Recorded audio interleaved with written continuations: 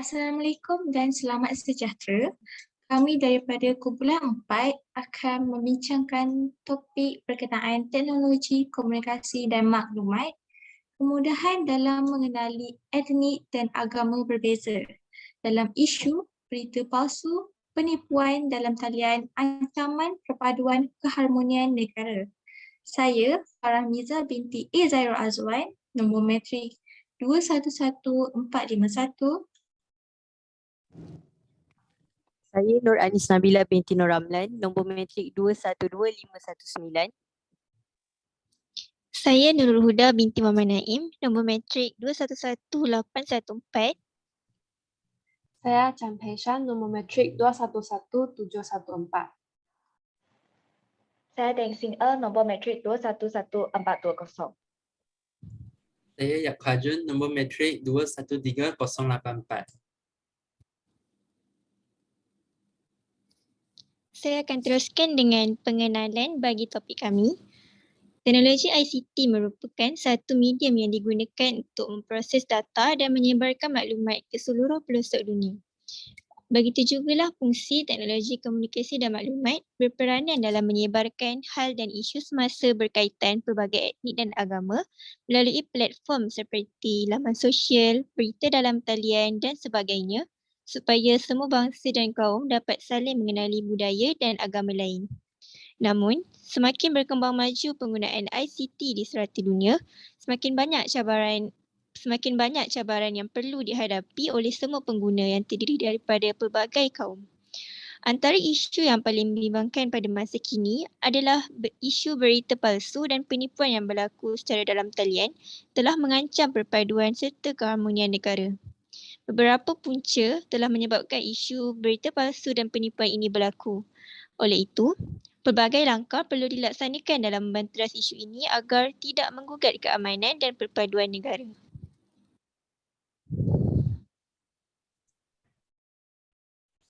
Pada pendapat kami, undang-undang yang kurang dikuatkuasakan merupakan punca utama bagi berita palsu dan penipuan dalam talian menjadi ancaman perpaduan keharmonian negara.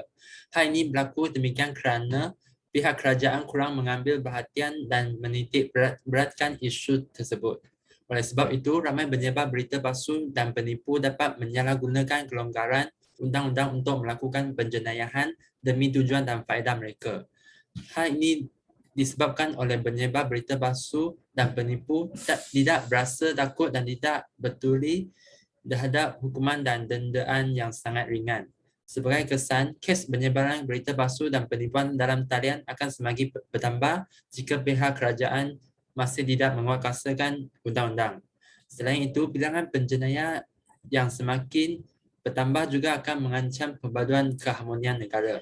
Hakikatnya, pihak kerajaan perlu mengambil tindakan yang lebih serius dan berfungsi ke atas penyebar berita palsu dan penipu demi keamanan, keselamatan dan keharmonian masyarakat negara kita.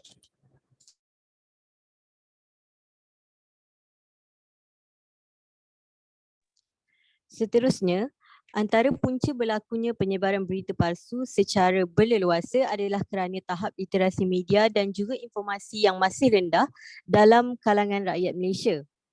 Ini kerana maklumat yang mereka perolehi tidak disemak kesahihannya melalui media-media rasmi oleh negara yang dipercayai dalam negara. Seterusnya, terlalu ramai orang yang menggunakan media sosial tanpa mengira usia, tetapi tahap kesedaran mereka terhadap etika penggunaan media sosial terhadap pengendalian maklumat dan juga penggunaan media sosial mereka masih rendah. Jadi mereka dengan sewenang-wenangnya mempercayai dan menyebarkan informasi yang diperolehi tanpa disemak terlebih dahulu. Dan yang terakhir adalah mereka terlalu ingin menjadi antara orang yang terawal yang berjaya menyampaikan maklumat terhadap orang lain. Punca-punca ini akan mendatangkan kesan yang buruk sekiranya informasi yang disebarkan itu adalah palsu dan seterusnya akan mendatangkan ketakutan, kegusaran dan ketidaksenangan hati oleh mana-mana pihak dan seterusnya akan mengibatkan sebarang kejadian yang tidak diingini berlaku.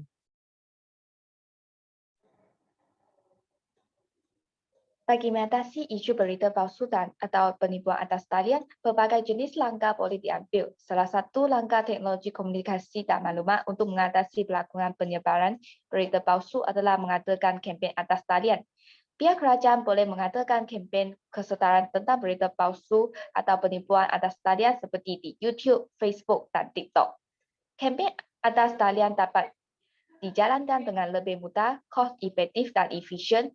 Hal ini disebabkan kempen ini dapat menarik minat lebih banyak warga negara untuk menyertainya dan cara penyertaan sangat mudah.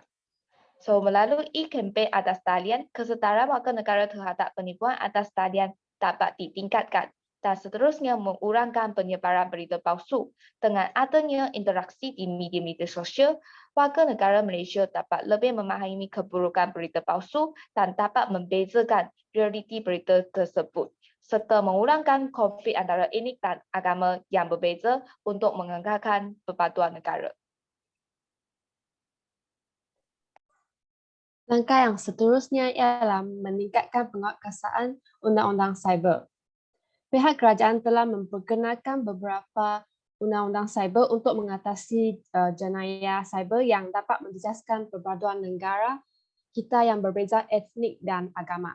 Antaranya adalah Akta Jenayah Komputer 1997, Akta Komunikasi dan Multimedia 1998, Akta Suruhanjaya Komunikasi dan Multimedia 1998, dan Akta Tandatangan Digital 1997.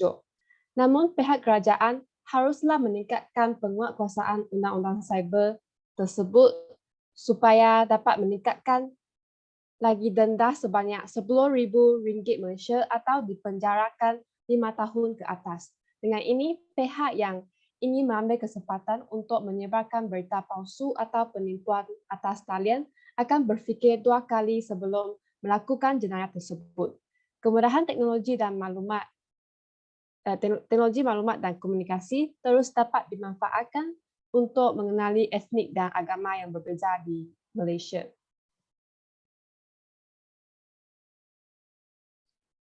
Dan langkah yang terakhir yang dapat diambil untuk membendung gejala yang menyebabkan berlakunya penyebaran berita palsu dan penipuan atas talian adalah pihak media perlu sentiasa melaporkan berita terkini kepada orang ramai agar rakyat Malaysia tidak mudah termakan dengan hasutan-hasutan berita palsu yang telah disebarkan oleh pihak yang tidak bertanggungjawab di Malaysia ini.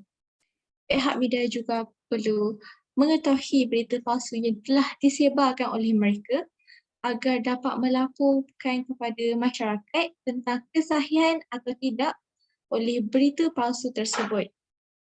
Dengan kuasa media yang sedia ada, masyarakat dapat membezakan antara berita yang benar atau tidak dan kekukuhan perpaduan Malaysia tidak akan terjejas sama sekali.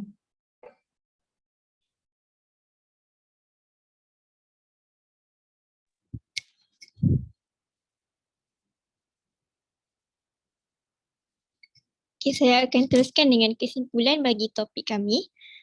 Kesimpulannya, penggunaan teknologi komunikasi dan maklumat ICT terbukti dapat memudahkan kita dalam mengenali pelbagai etnik dan agama lain secara lebih terperinci. Namun, setiap pengguna perlulah bijak dalam menggunakan kemudahan ICT kerana terdapat pelbagai penipuan serta yang semakin tular dari semasa ke semasa. Segala berita yang disebarkan melalui laman sosial maupun berita secara dalam talian perlulah kita selidik terlebih dahulu kesahihannya sebelum mempercayai dan menyebarkan kepada orang lain supaya tidak menjadi berita palsu. Selain itu, tidak dinafikan juga bahawa setiap pihak mestilah memainkan peranan masing-masing dalam menelusuri pembangunan teknologi komunikasi dan maklumat agar kewujudannya memberi manfaat yang besar dalam mengekalkan perpaduan dan keharmonian negara yang terdiri daripada pelbagai etnik dan agama. Sekian, itu sahaja daripada kumpulan kami.